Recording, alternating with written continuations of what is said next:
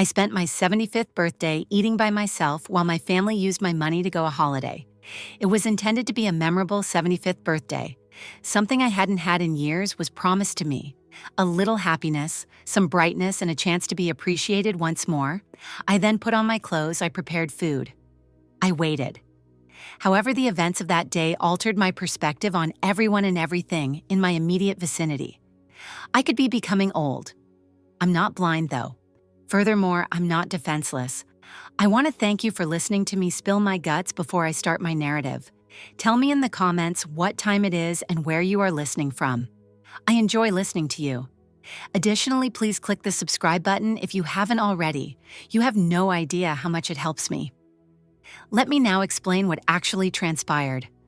I had spent months anticipating that trip back in February. My son Andre informed me that they were preparing a unique celebration for my 75th birthday, a true holiday. He remarked, a warm place. "Mama, just pack your nice outfits, let us handle the rest that day." I was so happy that I almost spilled my coffee. I hadn't been any place but the drugstore or church for years since my husband's death. I had not visited a beach. Andre dismissed my question regarding the price. "Didn't you work your entire life? This is something you deserve. Let's take care of it after a week." He wanted to use my credit card to reserve the group tickets and lock in the pricing. After a brief moment of hesitation, I trusted my boy. I gave it to them without asking many questions. "We'll travel somewhere in late April or early May." He insisted I inquired about the date. Once again, when April came and went, "We're simply figuring out the time it." He added, "It will coincide with your birthday." Exactly, assure me. I trusted him. I even purchased a brand new bag. Purple on sale with the tag still on, I kept it by the front entrance. I took 2 weeks to load it. Gradually, I spread out the sundress with a hibiscus motif, which is my favorite. My sandals from church. I hadn't worn a sun hat for 8 years. I also inserted the handkerchief belonging to my spouse for comfort. Only, I had the impression that he would be joining us in spirit. However, Andre called the night before my birthday. He sounded as though he was driving in a hurry. "I hate to tell you, Mama, but we're having to postpone the trip a bit," he remarked. My heart fell. "Oh, how long?" "Shortly, a few more weeks." "Perhaps we only have a few scheduling issues." "Oh, I see, so at least I'll see you tomorrow for supper." A pause occurred. "Of course," he responded, "I wouldn't miss it." "We will definitely stop by. For me, that was plenty." I made an effort to sound unimpressed. Plans do change. After all, life becomes hectic. I told myself it was fine, at least I'd see them. So on the morning of my 75th birthday, I woke up early and turned on my gospel playlist. I put on a fresh pot of coffee and started cooking fried chicken, yams, macaroni, fresh string beans with smoked turkey. I baked a sweet potato pie from scratch, used real vanilla this time, not the imitation stuff. I even brought out the good china from the top cabinet. The one with the gold trim I only used on holidays. I set the table for 5 me, his wife Brianna, their daughter Amani, and maybe Terrell from next door. If they decided to bring him a plate, I dressed in the blue floral dress my husband used to say made me look 10 years younger. I curled my hair, put on a little lipstick. I lit the tall candles I usually save for Easter dinner. The house smelled like love by 5 hours. I was ready by 6. I started to worry by 7. I had reheated everything twice. By 8, I stopped checking the window. By 9, I was sitting at the table alone. The candles had melted halfway down. The food was cold. My lipstick was smudged. I stared at the empty plates across from me and tried to tell myself, maybe something had come up. Maybe they just lost track of time.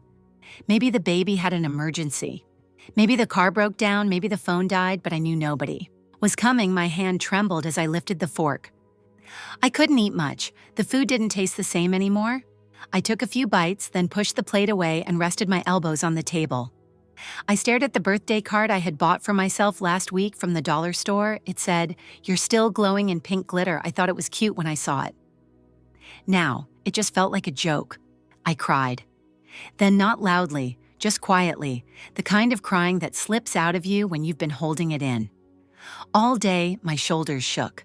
I wiped my face with the edge of the tablecloth and sat in the silence, letting it hurt. No one called. No one texted. Not even a happy birthday mama at around 10:30.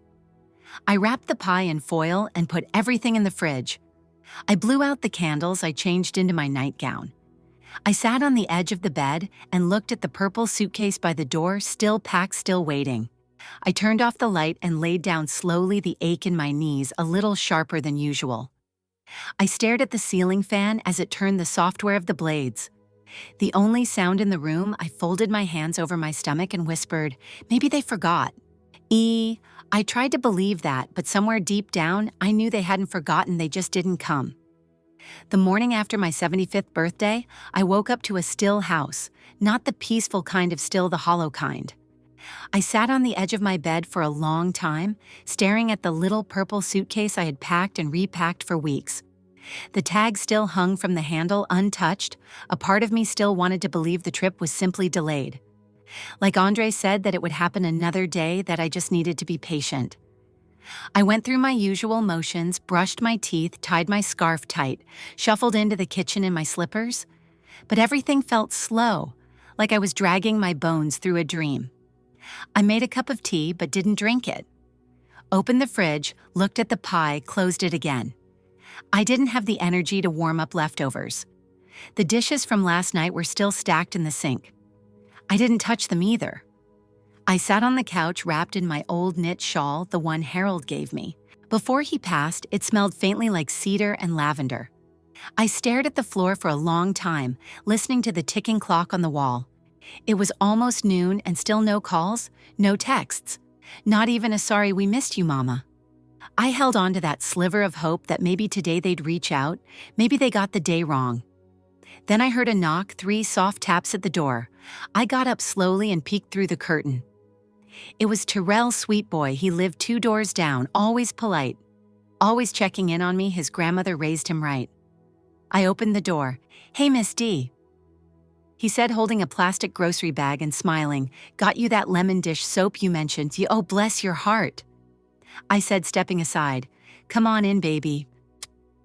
He walked in and set the bag on the counter. I was about to offer him some tea, but he noticed my phone sitting on the table. You still having trouble with your apps? He asked, picking it up. I nodded. It's been freezing up again. You know how I am with that thing. I press the wrong button and everything disappears. Terrell chuckled. Let me take a look. He sat down at the table, swiping through the settings. I went back to wiping the counter just to give my hand something to do. Then I heard him pause. Miss D, he said gently, did you say your son was planning to take you on a trip for your birthday? I turned toward him slowly. Yes, he said it was going to be a family vacation, but the night before my birthday. He called and said it was postponed. Why, he hesitated, then glanced down at his phone. I didn't mean to snoop. He said, but I follow your granddaughter on Instagram, Imani. I frowned. Okay. He flipped the phone around to show me there was clear as day, a beach, white sand, blue water, and in the middle of it, my family, my son Andre, his wife Brianna, and Imani, all wearing matching shirts that said Win Family Vacation. They were smiling, tanned, holding fruity drinks and posing in front of a giant hotel pool. The caption said, much needed reset sun with face thastarsh in family. Trust, no drama, just sunshine. It had been posted the night before on my birthday. I stared at the photo, frozen. My mouth opened, but no words came out. I slowly reached out and took the phone from Tyrell's hands. Zooming in, it wasn't just a day trip, it was a full vacation, the kind with resorts and fancy dinners and spa days. I scrolled to the next post. Brianna was twirling in a sundress with a champagne glass.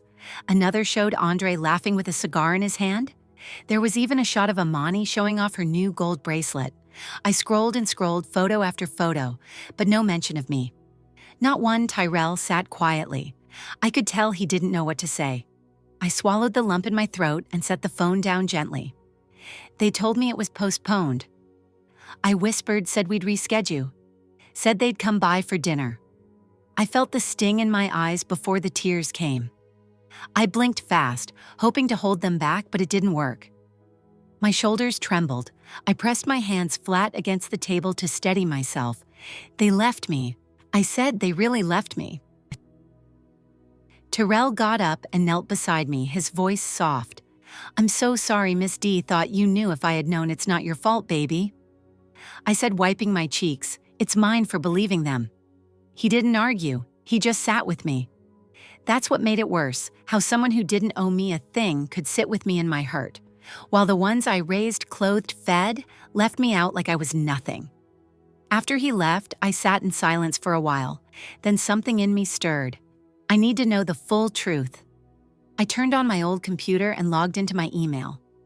I hadn't checked it in weeks. Andre always told me not to worry about it. Said he handled all the bills and bookings through it. But I remembered one password, and that was enough. I typed in reservation in the search bar. The first result made my heart stop. An email from a luxury resort in Cancun. Booking confirmation, full week, ocean view suite, spa add-ons, all paid in advance. Billing address, Dolores and Gwyn credit card, mine. The same card Andre asked to hold for. Emergencies last month. I stared at the screen. Hands shaking, my stomach twisted. They didn't just forget me, they used me. They used my money, lied to my face, took the vacation I was promised, toasted drinks to a new chapter, and left me to cry over cold pie. I shut the laptop, pushed my chair back, and stood up. I walked to the mirror in the hallway and looked at myself. Not a fragile old woman, a mother who had been taken for granted. A woman who had been silent too long, and for the first time in a long time, I felt something shift inside me. Not bitterness, not hate, just clarity after I saw the booking email. Something in me went quiet, not numb, just still, like my spirit had sat down to catch its breath. I didn't call Andre right away. I didn't text. I didn't slam drawers or throw nothing across the room that ain't me. I just stood in my hallway looking at my reflection in the old mirror. Same one Harold hung when we first moved in. I looked at myself long and hard. I saw every wrinkle, every freckle, every years-old smile line that now curved into something sadder. But I didn't feel weak. I felt awake the next afternoon. I got a call from Brianna. Her voice was sugar sweet, like nothing had happened. She said they were back in town, and so sorry we missed your big day, Miss D, like she didn't have my number all week long. Then she said, Andre is going to come by and bring you something nice. I didn't respond. I just said, all right, and hung up. Sure enough, Andre showed up that evening around 6 hour. He didn't even knock, just walked in like he used to when he was a teenager. I was in the kitchen folding dish towels. I didn't even look up. Hey, Mama, he said like he'd just come back from the store. We brought you this. He placed a white paper bag on the table. Inside was a slice of red velvet cake from some fancy bakery wrapped like it came from a wedding. Not a birthday. I looked at the cake, then I looked at him. That what you brought back from Mexico? I asked. His smile faded for a second, just a second. Then he chuckled.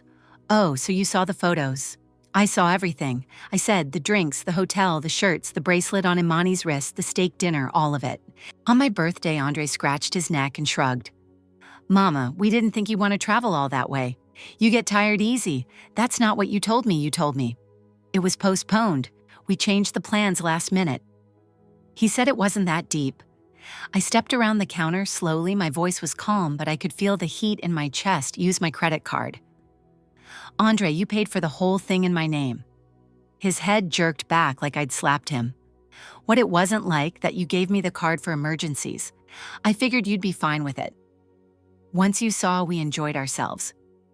You figured, I repeated, you figured your mama who cooked a full meal and set a table and a dress on her 75th birthday would be fine being lied to, left out paying for her own exclusion.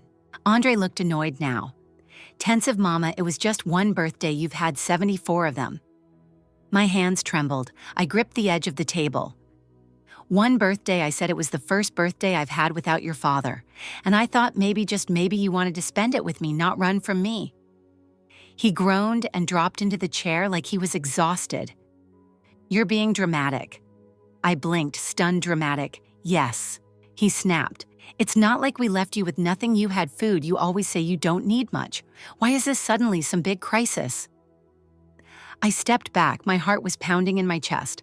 I thought about how I used to hold him when he had fevers, how I skipped meals so he could eat, how I pawned my wedding ring once to pay for his braces, how I prayed every night for his safety when he was out too late. I thought about how he used to fall asleep on my lap during thunderstorms and call me his favorite person in the world. And now here he was telling me I had enough. Telling me my pain was too much trouble. I sat down across from him, staring right into the eyes of the man I raised. "I'm your mother, Andre, not your wallet." He didn't say anything. I didn't cry this time, not in front of him. I just stood up again and walked over to the pantry to grab the broom.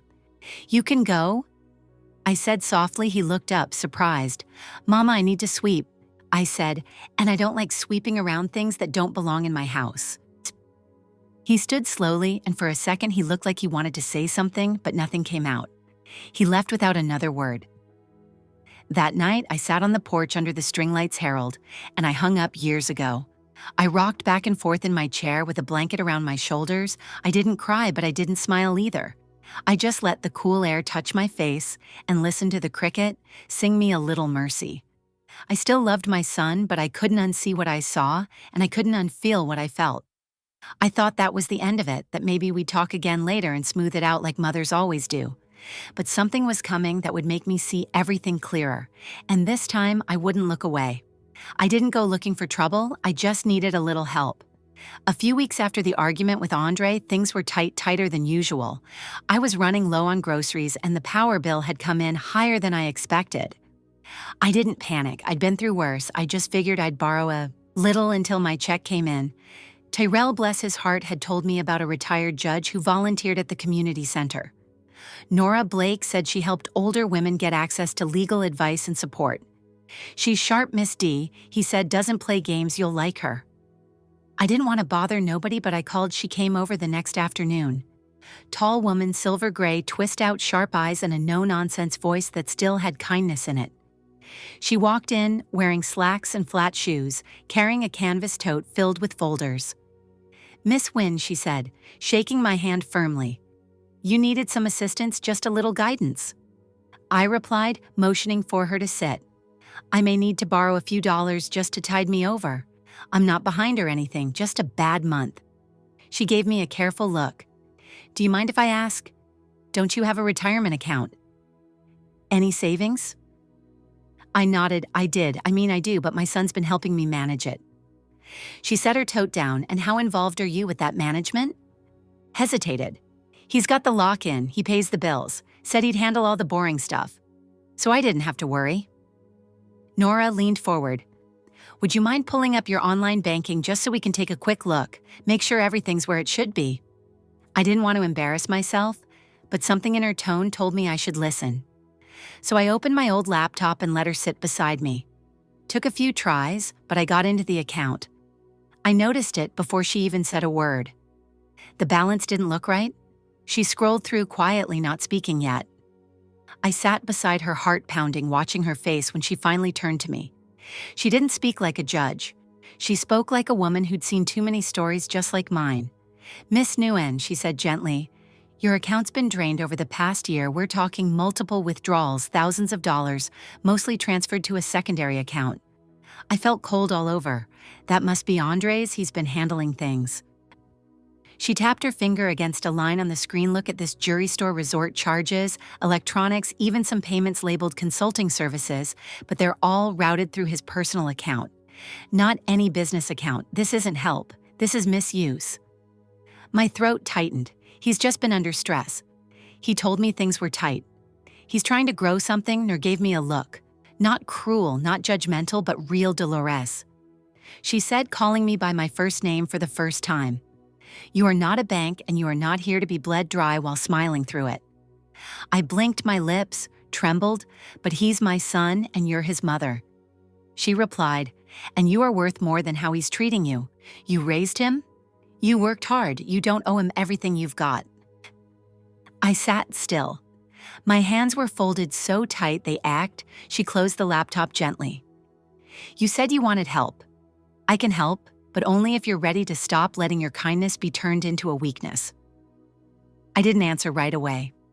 I looked down at the kitchen tiles and thought about the years I spent wiping those same floors on my knees. Thought about how I saved every receipt, how I skipped hair appointments so Andre could have football cleat, How I never once let him see how scared I was when the money ran thin. I thought about how I waited on my birthday for a dinner that never came, and how the people I gave everything to used my money to toast under palm trees. I don't want to hurt him. I whispered, "You're not." She said, "He's already hurting you." We didn't finish the conversation that day. I needed time. Nora understood. She left me her card and said to call her. If anything else came up, it didn't take long because the very next week, Andre showed up at my door again, smiling. "Hey, Mama," he said, stepping in. "Got some good news. I found a house, real fixer-upper with potential. I'm trying to put in an offer before it gets snapped up." I raised my eyebrows. Oh, he sat at the table like it was his own. "I need 40 grand to secure the down payment. I figured maybe you could front me part of the inheritance." Now, before it's too late, that was it. That was the moment. The air left my lungs like a punch. I looked him in the face. He didn't even flinch. He truly believed he was entitled to the life I'd built. "I don't have that kind of money," I said. He leaned back. "Sure you do. You just don't want to help." My voice was flat. "You've been helping yourself." "Andre, I've seen the charges." His expression changed. "Excuse me? I saw the resort charges, the jewelry, the electronics. You've been draining my account." He stood up. "You went through my stuff." "No," I said calmly. "I went through mine." He scoffed. "So what? You're cutting me off now. After everything I've done for you, you mean using me?" I said, standing too. "Lying to me, leaving me home on my birthday while you drank and danced on my dime." "You do this," he snapped. "You're going to be all alone. Don't call me when you need something." I walked over to the counter, picked up Nora's card, and looked him dead in the eye. "I won't." He stormed out, slamming the door behind him. I stood there for a moment, feeling the silence settle back in. Then I picked up the phone and I called the woman who helped me see the truth. "Nora," I said, "let's get started." It didn't take long for the ripple to reach him. The very same week, Nora helped me transfer my accounts, lock my credit, and revoke Andre's access. The call started first. It was a string of missed call Andre win notifications. Then came the text, short tense. "Mama, we need to talk. Why is my card getting declined? Call me now. This is serious." I didn't answer. I didn't need to anymore. Nora said it would take a few days for all the legal paperwork to finalize, but the minute the accounts were frozen, Andre would feel it, and he did. I imagined him standing in a checkout line somewhere trying to run my card and being told it was no longer valid. I imagined his eyes narrowing, his voice rising. I imagined the panic when he realized the bank login didn't work. Either for the first time in a long time, I didn't feel guilty. I felt free. But of course, freedom doesn't come without a knock at the door. Saturday morning around 10:00, I was folding laundry when I heard the heavy thud of shoes on my porch before I could even peek through the curtain. The door flew open and Andre walked in, loud and steaming. "What the hell is going on?" I stayed calm. I'd practiced this moment in my head every night since I made the call to Nora. I looked him in the eye and said, "You'll need to be more specific." He scoffed. "My business account is frozen. My bank apps locked the credit card I was using for utilities. Just got shut down at the gas station. You trying to humiliate me, Mama? I'm trying to protect what's mine." He stepped closer. "You really gonna do this to your own son?" "No." I said softly, "You already did it to me." Brianna walked in behind him. Then she wasn't dressed like usual. No heels, no tight blouse, no lip gloss, just a wrinkled hoodie and a tight jaw. "I told you this was going to blow up." She muttered to him, but loud enough for me to hear. Andre turned to her. "Stay out of it." "No," I said, cutting in. "Let her speak. I'd love to hear what y'all told yourselves while you were sipping drinks on my birthday using my own money." Brianna folded her arms and looked away. Andre didn't flinch. "We needed help, Mama. The business wasn't taking off like we hoped, you always said. Your money was for family. My money was for emergencies." I said, stepping forward. "For groceries, medicine, maybe a grandchild's college fund, not for vacations, and designer handbags and dinners I never got invited to. We were going to pay it back when I asked when I'm gone after the funeral? When the house is sold." Andre's face flushed. "Don't say that. Why not?" I snapped the heat rising in my chest you've already spent like I was dead. The silence that followed was thick. He finally spoke again, his voice low and bitter. You've always made things harder than they need to be, and you've always made promises you never kept. I said, you promised to come on my birthday. You promised we'd travel together. You promised I'd never have to feel forgotten. I could see something shift in his eyes, then not guilt, not sorrow, just the realization that I wasn't bending this time. So what now? He asked, you're going to cut us off for good. I didn't answer him. I just walked to the drawer near the dining room, pulled out a letter, and laid it on the table. What's that? He asked. I knew Will, I said, drawn up last week. Every penny of mine is going to a women's shelter downtown, the one that helps older women get back on their feet after being used by the people they loved most. He blinked, stunned. You're cutting me out of your will. You cut yourself out the day you looked me in the eye and saw a resource instead of a mother. Brianna was crying now. Quietly, she grabbed her purse and backed toward the door. I didn't know it went that deep, she whispered. I thought you were okay with it. Andre said, you knew I didn't say anything. Sometimes silence tells the truth better than words ever could. She left without another word. Andre stood there a moment longer, jaw clenched, trying to think of something that might win me back, but there was nothing left to say. He finally turned and walked out, slamming the door so hard, the picture of Harold on the shelf rattled. I went over and straightened it. Then I sat down at the table, looked at the half-folded laundry, and laughed softly to myself, not because any of it was funny, but because the sound of strength returning to your own bones can feel like joy. After long silence for years, I believed my love had to look like sacrifice. That being a good mother meant giving until I had nothing left, but now I knew better.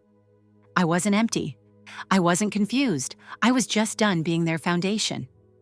While they climbed over me to build castles I was never invited into, and for the first time in decades, I looked around my house and felt something strange belonged to me. Again, a year passed quietly, fully, like spring blooming through cold soil. I won't lie, some days were hard, the kind of hard where you sit by the window and wonder if maybe you were too harsh, for maybe you should have picked up when they called again. But then I'd remember the ache in my chest when I saw that Cancun photo. The way Andre looked me in the face and asked for an advance on my own death. The sting of sitting alone at my birthday table with a dress I ironed just for them. So no, I didn't pick up. Not when Andre called 4 weeks after the accounts were locked. Not when he sent a single text with no punctuation that read, "So it's like that." Or yes, it was like that, because when I finally took control of my money, my name, my future, it felt like pulling myself out of a well. I didn't know I was drowning, and Nora helped me get everything in place. We filed the paperwork to transfer all my assets out of Andre's reach. We revoked every authorization he'd ever claimed. We reported suspicious charges, some even refunded. She also put me in touch with a financial advisor who spoke to me like a lady who understood the worth of every cent she had touched, rather than as though I was slow or simple. We then revised my will. All of my remaining funds, bonds, and property were donated to a nonprofit that provides shelter and legal assistance to elderly women who have been silenced or coerced by their relatives. Tyrell and Nora were the only ones I told. Indeed, Tyrell every week after things went apart. That boy came to see how I was doing. Sometimes all he did was change my TV remote or bring bread on other occasions. He only sat and listened while I discussed Harold or my past experience sewing prom gowns for half the block. He never made any requests, never thought he was deserving of anything. Therefore, I didn't set the table for ghosts on my 76th birthday. I made a reservation at the community center for the little room. I requested genuine cuisine. Nothing extravagant, dealed eggs, fried chicken, red beans, and Lyon-glazed pound cake. I looked radiant again since I was wearing a warm gold dress, and I extended an invitation to those who had truly come when I was at my lowest. The first to come was Tyrell, accompanied by a Bluetooth speaker playing Mahalia Jackson and 24 flowers. Next up was Nora with her dapper clothes and that sage grin, the women from the foundation. Then arrived, they all wore regal attire, some with canes, some with grandkids in tow. We chuckled, we performed a dance, we shared tales and pound cake. Imani also appeared, indeed. Imani silently, she entered no grand entrance. She was holding a birthday card when there was a gentle tap on the door. Nothing, not even design, was on her. Not a single new bracelet, no flawless hair. She seemed anxious. "Grandma," she remarked as she stood at the entrance. I had no idea what they were doing, actually. You didn't want to travel according to Daddy. You were too worn out." I trusted him. However, I later saw the receipts and the reality. I'm so sorry. I gave her a glance. My lone granddaughter used to be my tiny kitchen assistant, standing on a stool and using both hands to mix grits. "It hurt, baby." I murmured, nodding slowly. "Yes, it did." She took a step forward. "Am I allowed to stay?" I took a while to respond. I then produced a plate, gave it to her, and said, "Go ahead before Nora consumes it. Get you a piece of that pound cake." She entered the circle with a weak but appreciative grin, but I didn't give her a hug. Not quite yet. She would need to earn that back. Terrell volunteered to take me home at the end of the night. As the sun began to set over the roofs, I sat in the front seat with the flowers in my lap. "Is today better than last year?" he inquired, glancing at me. "It wasn't better," I said as I peered out the window. I owned it.